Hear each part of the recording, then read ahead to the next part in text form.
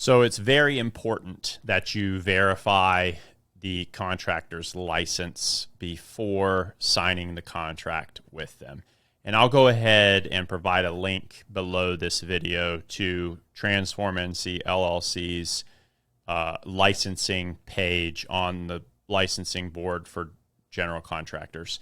There has been a lot of times where I've gone to clients' house and they've asked me, now, do you pull the permit or do we pull the permit? And the reason why they ask that is because one of the ways that an unlicensed general contractor can kind of skirt the rule of law is have the homeowner pull the permit on their behalf. That means that they don't have a license to pull the permit themselves. So they say, oh, you pull the permit and then we'll do all the work. And what that essentially does is it enables, in North Carolina, a homeowner is allowed to do all the work on their own home as long as they're going to stay in the home for a year or more as their primary residence. So that is essentially keeping someone from buying a home, remodeling it in 3 to 6 months, and then selling it right away. And in a flip mentality, it prevents somebody from flipping homes without a license.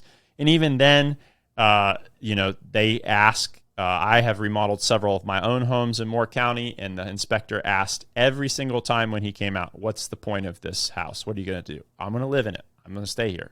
Okay, cool. Because they're always trying to verify, are you going to do this? And they have talked to me about how they have had people buy a home, pull a permit, and then put on the market 6 months later, and they have actually told people they wouldn't let them pull permits anymore because they've seen that habitual cheating. Essentially, back to the general contractor side of things, if they're saying they're a general contractor, they should be able to pull the permits for you. They should have all the licensed trades doing the sub trades in there, the plumbing, the electrical, the HVAC, the gas work, all that kind of stuff, carrying their own license, and all their people are licensed and they're going to handle it all.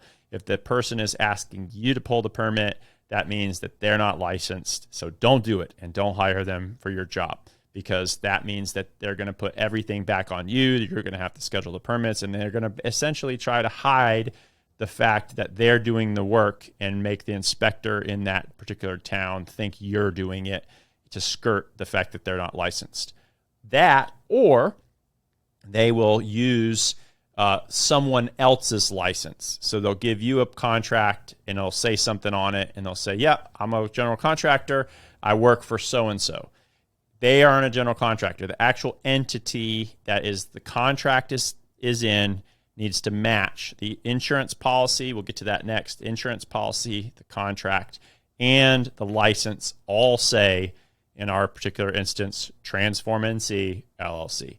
It's not this other guy, Billy Bob, that's my cousin that has this general contractor license, and then Transform is hiding under that. And so you can go online, you can verify, and if they say they have a license and you go on there and search, and you can actually do that before you actually bring them out to your home and find their entity, find that they have an active license, and avoid even interviewing anybody and have that ruse taking place.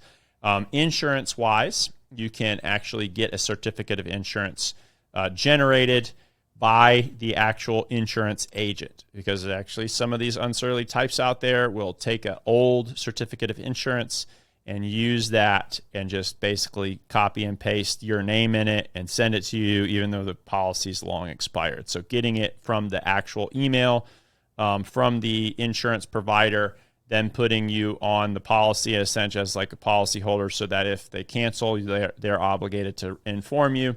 And usually this is kind of stuff that you would do before starting the build and just verifying those licenses and those insurance things. So I'll leave the North Carolina Licensing Board link below, and also, if I can, direct link to our particular page so that you're able to verify our license for yourself and use it to search for the other people that you may or may not be interviewing, even though they're not as good as us.